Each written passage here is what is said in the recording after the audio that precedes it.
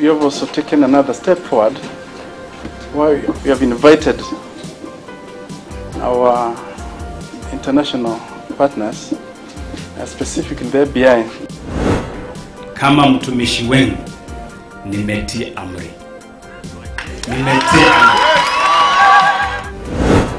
I mean, Sasha tweets, but she doesn't think that she's thereby should be sitting behind the desk.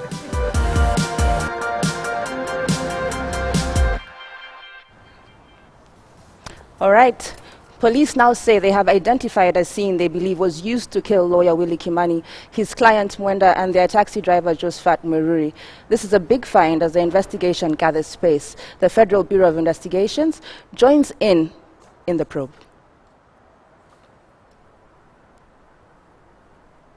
We have reached a level, my lord, where people do not have confidence in the investigations of the police.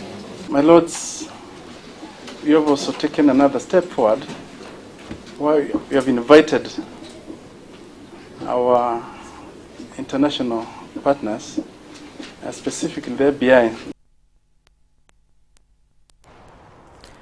So, murder most foul gets worse. They've now identified killing fields.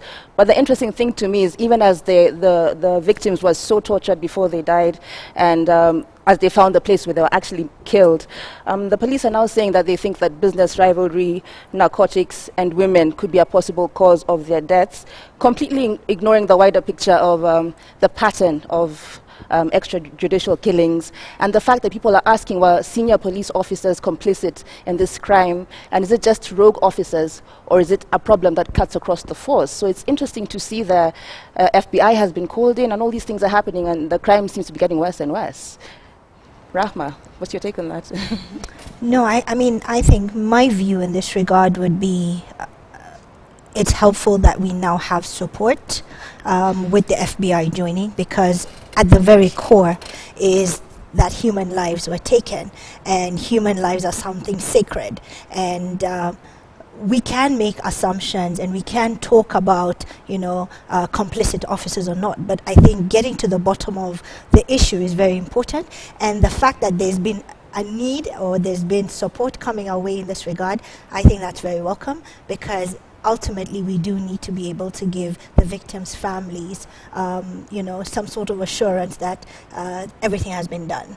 So justice needs to be seen to be done and to be done in actual fact. Absolutely. But bringing in the FBI in Jerry, is it that we're unable to solve our own crimes? Because Scotland Yard has come in the past. The FBI is in on this one as well. I think with this particular one, you've got the police almost investigating themselves. Yes, that's true. So this is checks and balances. I think it brings in an independent investigator. I think there's a unit that's been set up where they have a number of different criminal justice agencies that are working together. With the FBI, I think it gives people that trust and confidence in the process, in the process and in the police, because of course that's been lost given this happened and police are involved and implicated. Yes. So I think that's what the FBI bring into this in terms of public perception and public trust and confidence in the police force. That's true, Kisa, and yet in the past we've had Scotland Yard, as I said before, I think FBI, and we haven't really gotten to the bottom of issues. Well, it's this one is quite a touchy subject, if I could put it like this, because as you mentioned, we've had Scotland Yard, now we have the FBI. Of course, Willie Kimani was working for a U.S. agency, if I could put it like that, the IMJ. So it's going to be very interesting to see whether the FBI will help unravel these ones. As mentioned by many, is that there has been so many extrajudicial killings in this country, forced disappearances, that we don't really get to the bottom of it. Today we saw an irate crowd in Syokimau. They burnt down the AP post. And I'm asking, if investigations are ongoing and you're burning down an AP post, which could serve as part of the investigation. The evidence that would be inside there. So what exactly are we communicating? Is it ignorance, or has this been premeditated, that do this because, well, something needs to be done at the end of the day? We can't really put everything to a stop. We have to think of every possibility like, yes, we're banning down this AP post that would have evidence as to whether there was torture inside there before they were killed. So I think there's a lot of things to look at in this particular case on a wider spectrum. A wider scale. And it's interesting that I saw some comments on social media where people were saying that people are angry, it's good they burnt down the police post. And then on the other hand, police gunning down thugs almost every day and then they're managing crime and people accept it because those were thugs. So is this a culture basically of impunity in our country where we don't really follow due process? On the one hand, police are shooting down people indiscriminately, almost. And on the other hand, citizens think it's fine to burn down a police post. Rahma. I think on the side of the citizens, it might come primarily from ignorance and the fact that not so much as, ignoring the due process. When emotions are running high and people want to express themselves and they just don't understand, we see the actions that we see. Now, in the case of the police, I think we need to have obviously checks and balances, as we've said. I mean, as Jerry has rightly pointed out, that bringing in an extra investigator sort of to assure the public that everything is being done. Because impunity can only be seen to be continuously happening if we're not getting, sort of the results that we expect. So I think ignorance on one side and definitely having an extra oversight would definitely be helpful. That's true, but I think the culture is pervasive, and it's very easy to point the finger at the police force. But then when we react like this in these kind of circumstances, it means like generally the whole society needs a rethink. Jerry, one of your favorite terms is groupthink. I meant rethink this one. Oh, wow. All right, we'll definitely be getting to that because our next topic is pretty much tied to that.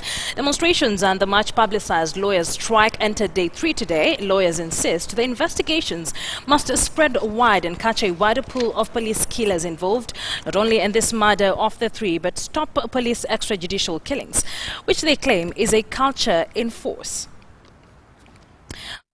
We take as advocates of the High Court ends in the words without fear or favor. They do not, never have, and never will include the phrase at pain of death. That is why what has happened is so wrong. Given that the concept of the rule of law reduces the risk of arbitrary initiatives, it is so very dangerous to this concept that Willie has died in the way that he has. That is why it must be seen as a threat to the rule of law.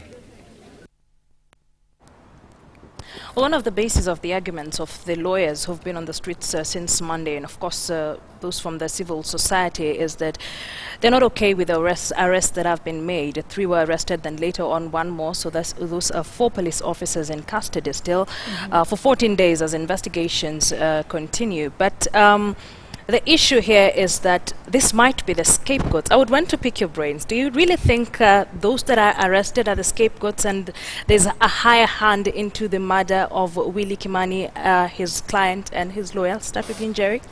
I think any comment on that at the moment would be sheer speculation, to be honest. I can understand the lawyers and members of the LSK. It's one of their own. It's their colleague, a member of the LSK himself. So I can understand emotions are high, running high, and they want to see justice being done as fast as possible. But even as they talk about the rule of law, they have to understand that the people who've been charged also, the rule of law applies to them. So they need a proper fair trial and so on before we start pointing fingers. But I think anything at the moment would be speculation. It's best we wait for the authorities involved to investigate and give us the information. No, but are they fair to insist that probably there's high-ranking officers who are involved in this? They're lawyers. They know that due process must be followed, but such utterances, we've seen them come forth for a while now. If they have evidence to suggest so, then they should bring it forward.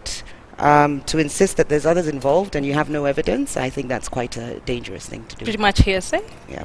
I think so. I think it's an instinct they have, or a gut feeling, which you can't go with. Actually, they're basing it on reports from civil society over the years that document extrajudicial killings and document the widespread practice of impunity in the police force. So they're not just going on a wild whim. They're actually looking at actual reports that have research that has been done and reports that have been. But you have to take case by case basis. With this particular case, unless they have evidence pointing to the fact that there's higher powers that be that are involved in this, then I don't think they should be insinuating that. I think Everybody wants justice for Willie. There's nobody who doubts that. Everybody wants to make sure that the process is, it's done expeditiously, and that That's he true, does Rahma, get but justice. There's no doubt about that. true, Jerry, but Rahma, is when a pattern is established Yes. over the years, going right back to Robert Owuko, J.M. Kariuki, all these kind of political assassinations and suspicious deaths, even Jacob Juma just the other day, the sheikhs who've been shot by the ATPU at the coast. When there's a pattern of similar kind of killings, can't you come to a reasonable conclusion that they might be a Probably problem? they have a See, basis for their argument. I mean, yes. first of all, I think just as people in the legal profession, you have to be very evidence-based. That pattern that's been created has not is a viewpoint, because unless people are arrested and the case is closed, we cannot hold people accountable and we cannot hold them guilty. It is, as Jerry has rightly pointed out, it is speculation, and speculation is something that's very dangerous, both for those who are affected and for those who are speculating.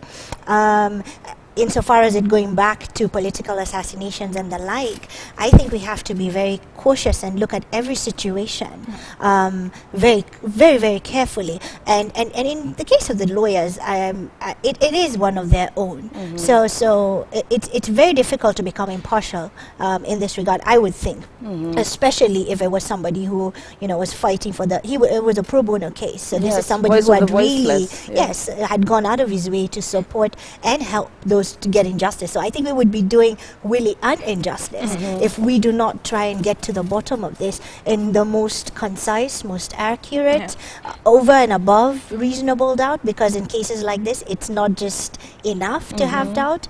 And I think that really would be my 2 cents in this regard, is we have to look at each situation differently. We cannot establish a pattern based on reports, because reports are never impartial. Particularly, I mean, with all due respect to civil society, there's certain agendas that we need to put out, and we have to be very cautious as to how those reports are done, what sort of research, what data is coming out, and it can't just be a blanket assumption in this regard. That's a good point, Rahma. But then to think that they would come out and say that they suspect the motives to be business, rivalry, narcotics, and women, without any mention at all to the kind of injustices that happen in the police force when it comes to extrajudicial killings, is a bit telling again on their side, because one side, there are completely different sides of the argument, and where will they meet is my question. I don't think they should rule out narcotics and women and business deals gone wrong. They shouldn't rule it out, but it should not be the only one. It isn't the only one. They're just bringing it into the picture that it's a possibility. I don't think they should rule anything out until all the investigations are done and completed. Okay, hold that thought, Jerry.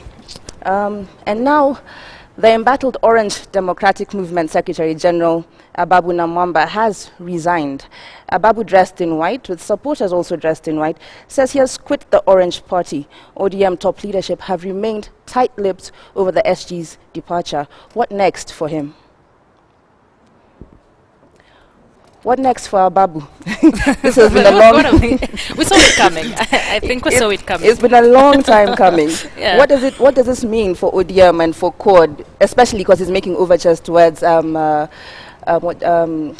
Mudavadi and the Amani coalition, and making noises that he might join perhaps the Labour Party? He hasn't said so, but he's leaving ODM. What does this mean for ODM? For ODM or for Ababu? ODM, what the impact of his leaving the party? For him, I think speaks volumes.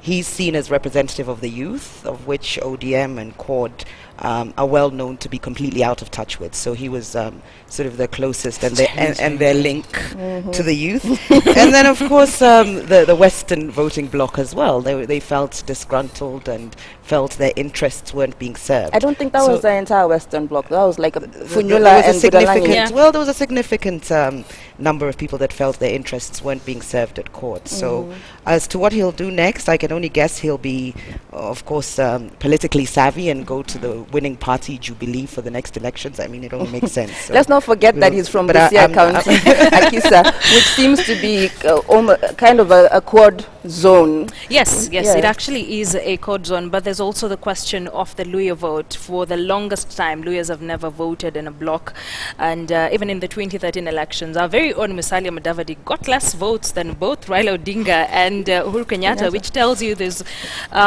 independent minds, so to speak, for the Luyas, but the division as well, deep-seated divisions between the leaders or among the leaders from the western part of the country are also not something you can ignore. So for Ababu, we're looking at a promise of probably having Luyas vote in a block, but is he up to task? I do not think so.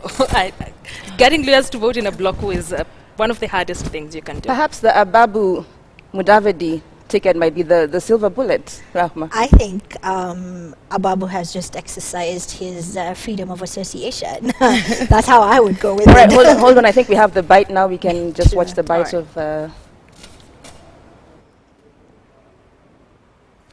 We want to work in an environment where we are not only tolerated, but we are indeed appreciated and respected. And so today, I feel light. I feel free.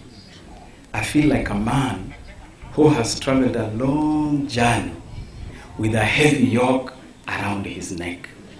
I feel like a man who has got a helper to lift that yoke from around his neck.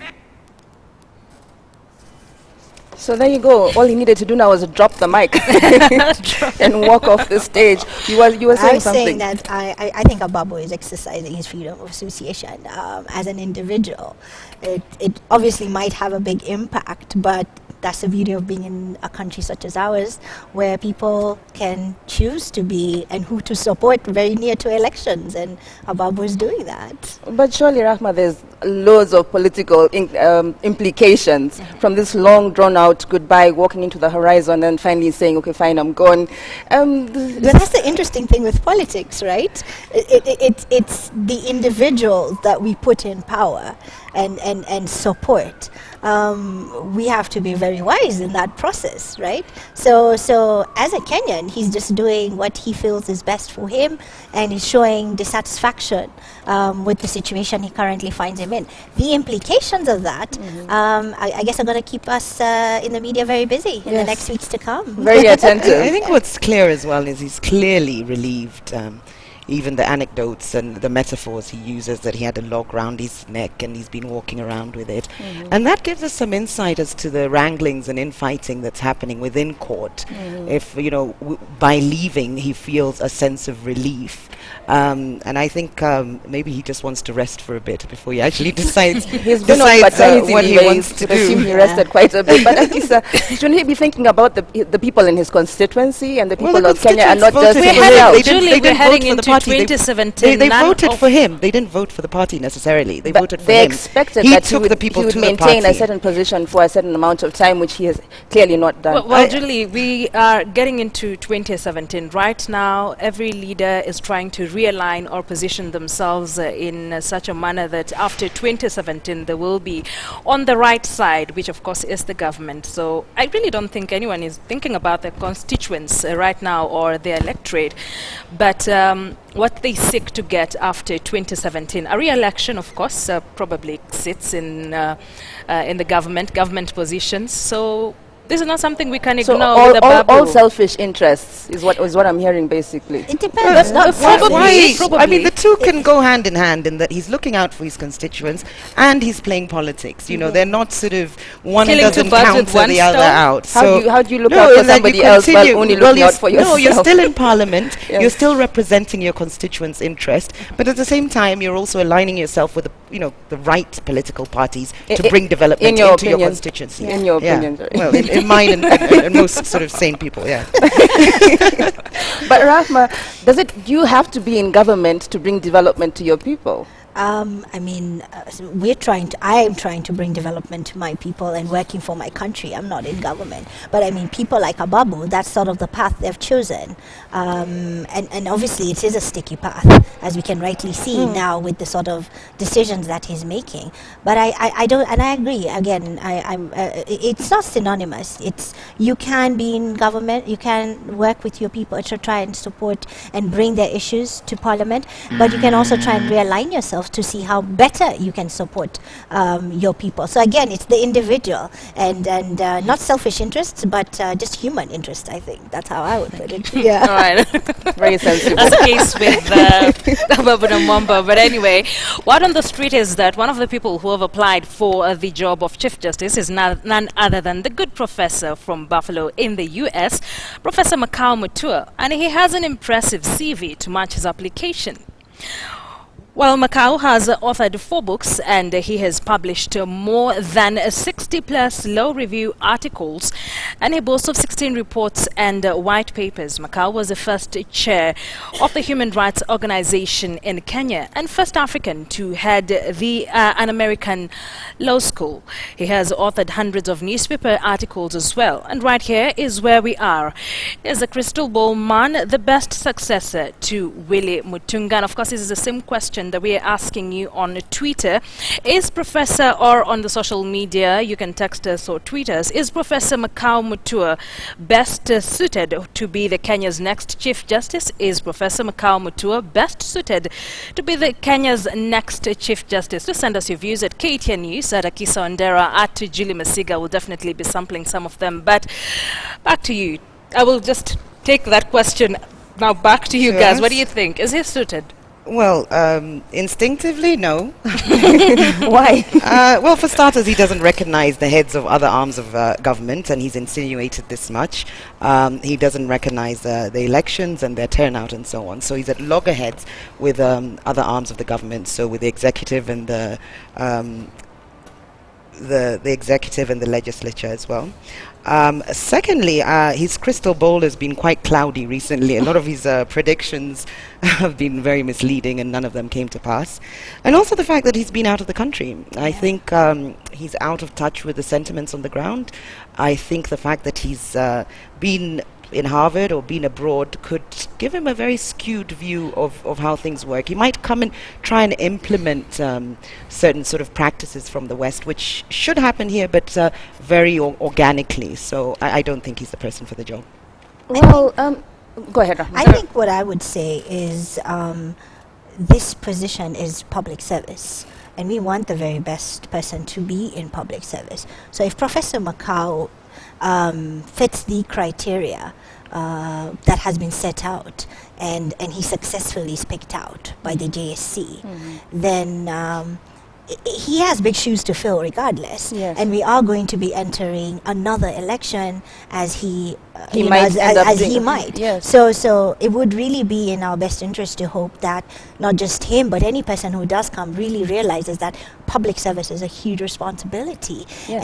And they have to be able to take that mantle. So his qualifications will have to be merit the JSC's stipulations and the CV that they've put out there for him, for people to apply. And that's what I would say. And being away from the country definitely doesn't help his case, but we also don't know how closely he's been following. We also don't know how close. He's got to be in there. Maybe to feel we the need sense somebody of with the a country. fresh perspective, somebody who's not been bogged down by the mire of our politics and our Supreme Court. he's double-edged sword, though. He seems to be playing politics from afar anyway. He's in our columns daily and he's, as constantly Rahma says, criticizing he's the just government. exercising his constitutional right, freedom of expression. Absolutely. I would say with The that. whole So public service now, it's going to be a whole other. whole You're not other a kettle of human fish. rights. Yes, You're not. You're going to be upholding people's It's rights. not You're not about just activism activism or advocacy. And I think the JSC, when they're picking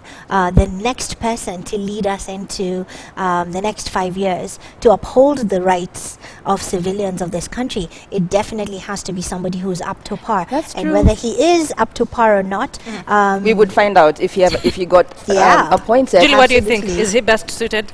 I'm on the fence about this, but I think that Willie Mutunga set a precedent for kind of flamboyance with his earring and his African traditional religion and speaking in Sheng. And Mutua seems to have a certain kind of je ne sais quoi to him as well, which might be where we're going with our chief justices. And I think he's supremely qualified for the job with everything that he has done and achieved and all the papers clearly that he has. I think in theory, he might be the best person for the job. But politically, seeing as we are politically, it might be a whole different thing. I think what's important is that we get somebody that will tackle corruption within the judiciary.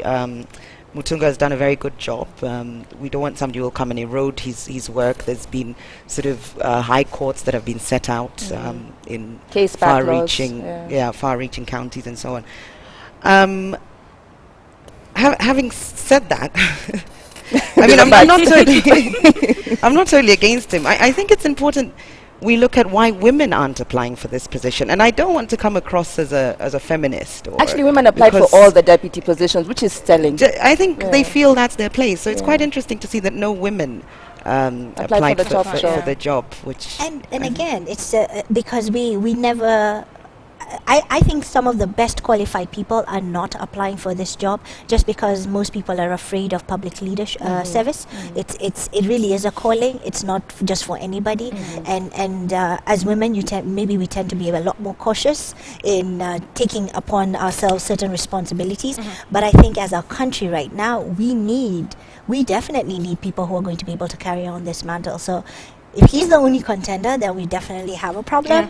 No, he's not the only contender. Yes, but I'm just saying, 7 others. But I'm saying if that's the one that we're going with, that would be problematic. It would be good to see that there's a variety of definitely gender and diversity. Yeah, quickly, Julie, before we go on a break, we've also seen so many lawyers and prominent lawyers say that the judiciary is being run by a cartel, being controlled by a cartel. So you would be there as a chief justice, but not have control. Could this be quickly one of the reasons why no one is applying for Nobody this wants job? the job because it's perhaps too hard a job to do. Yeah. We can come back to that after the break, but just before we go, let me just remind you that the Twitter question is tonight, do you feel the Jubilee government has been... Sorry, that is actually the wrong one. Is Professor Makau Mutua best suited to be Kenya's next Chief Justice? That's our tweetable question at this hour. Julie Masiga at Akisa Wandera. Thank you so much, Akisa. And now we go for a break. We'll be right back. Don't go too far away. Thank you.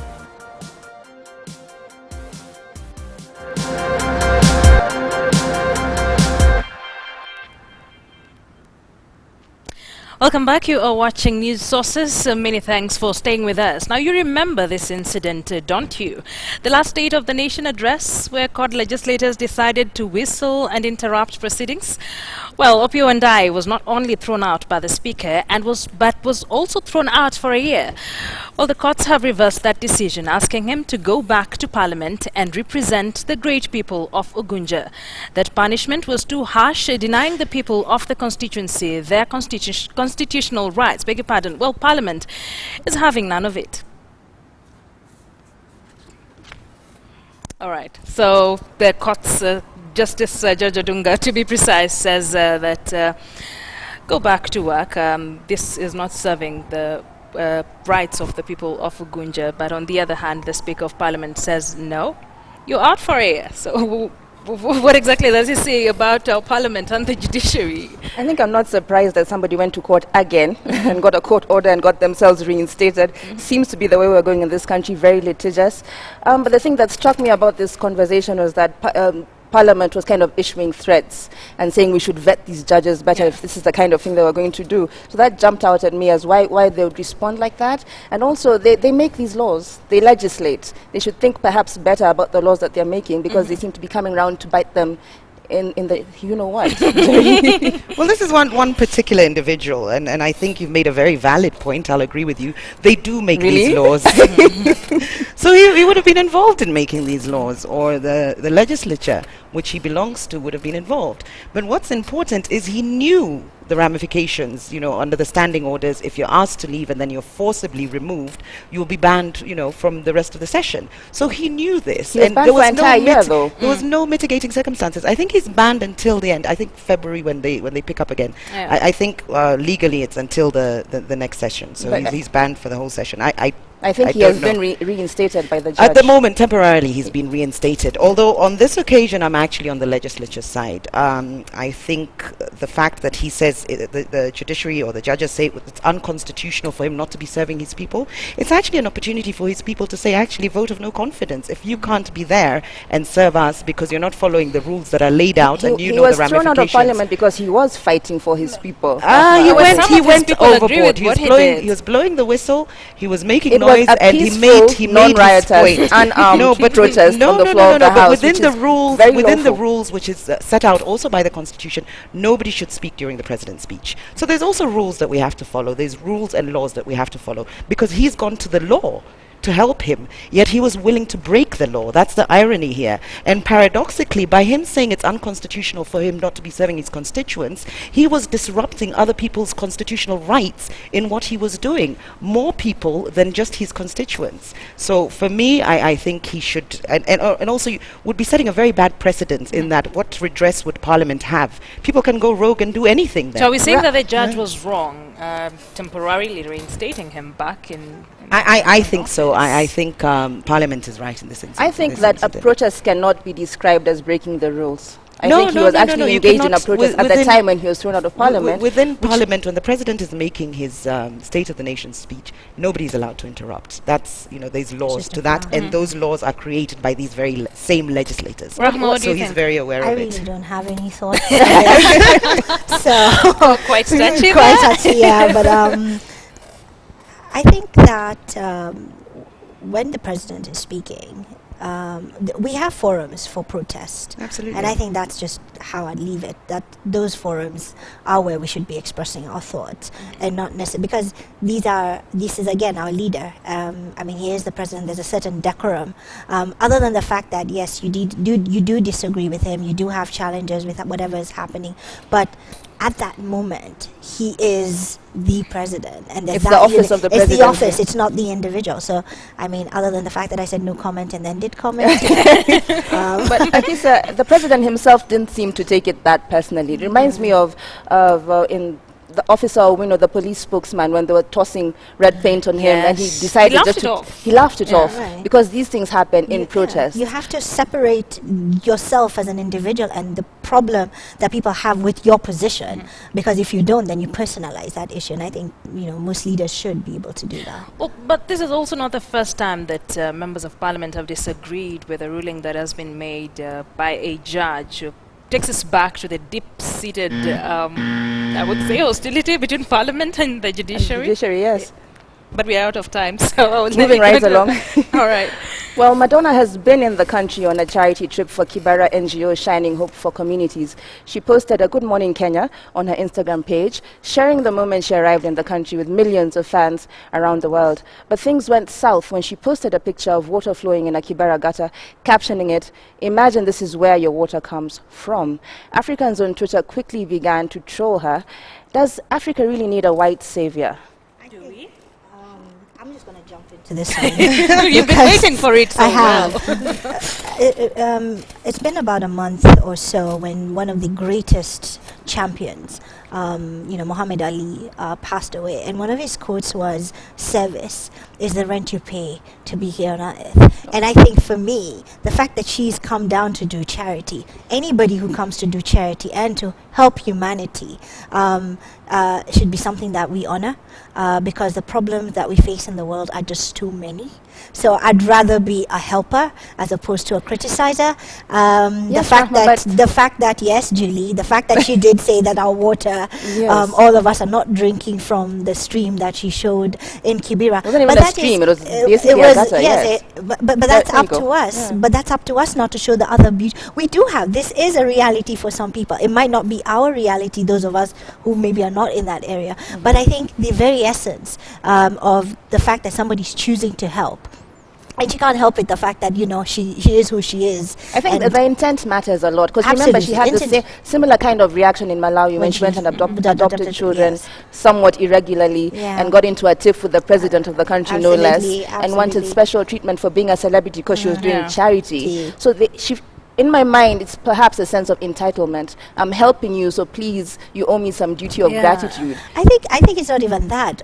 By the mere fact that these are pop stars, we've already given them that.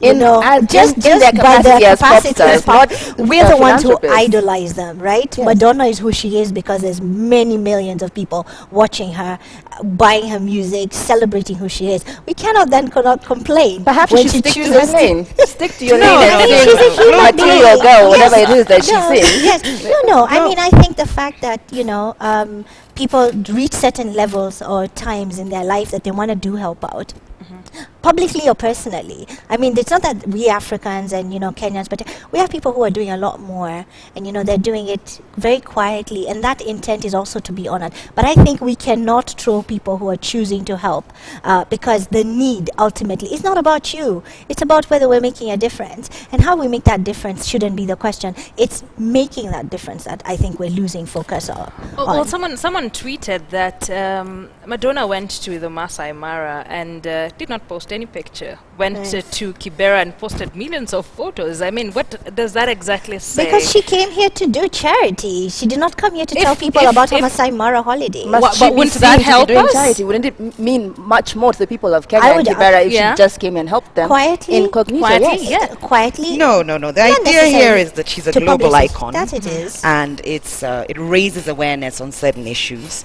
And of course, it adds momentum to any good cause. So the fact that she tweeted what she tweeted, I don't have a problem with, because she's trying to make these issues salient to the people who could be helping, and globally for people to know what's going on.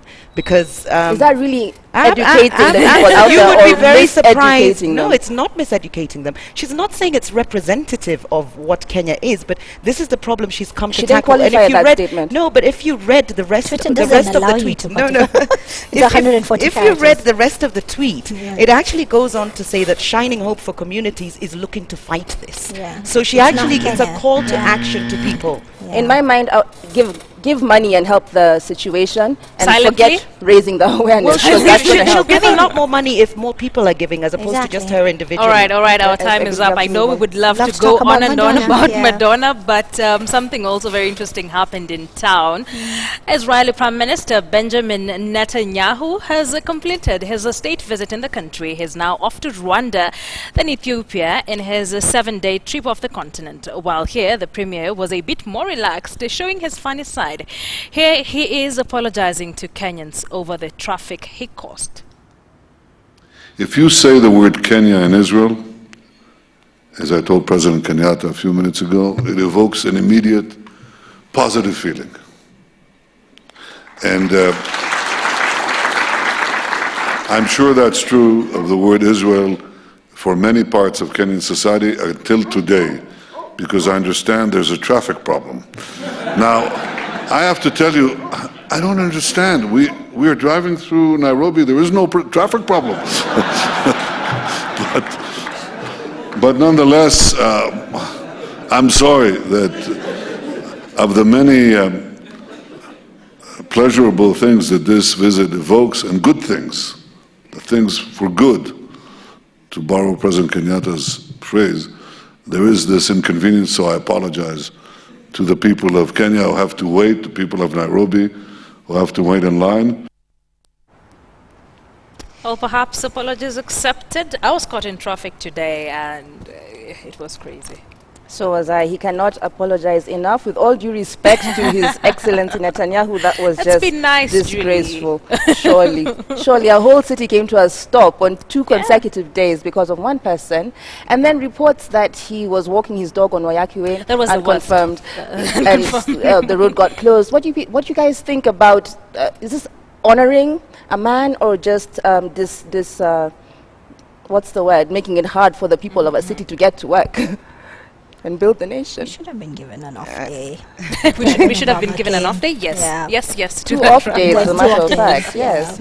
I mean, these instances are few and far between, and this is, the Prime Minister of Israel. I kind of liked his light touch and the way he made a joke about it. It's a shame you didn't show the end, because he goes on to say, I'm sorry you guys had to wait. I've waited 10 years to come to Kenya. So Yeah, he brought it yes, all yes, together. I thought it was a nice touch.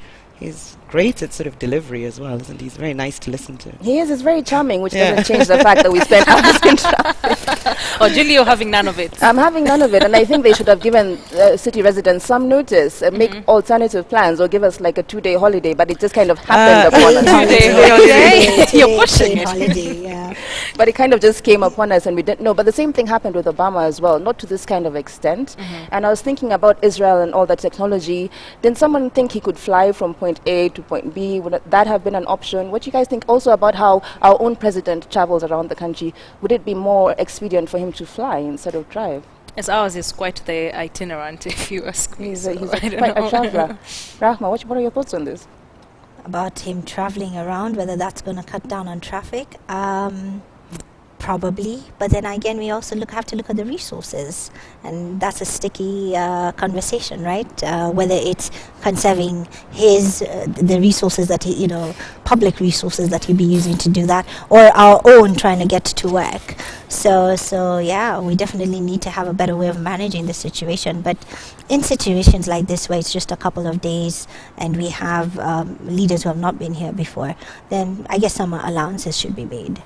All right, I hear you. Well, U.S. President Barack Obama joined presumptive Democratic nominee Hillary Clinton in a first campaign rally.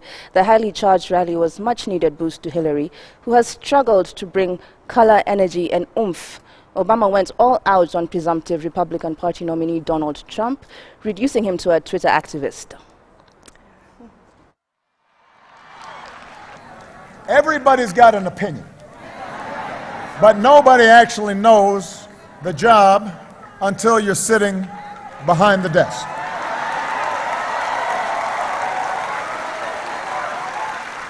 Everybody can tweet, but nobody actually knows what it takes to do the job until you sat behind the desk.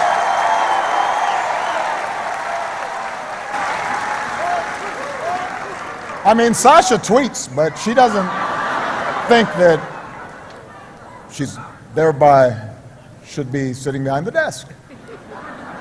So you can't fully understand what it means to make life and death decisions.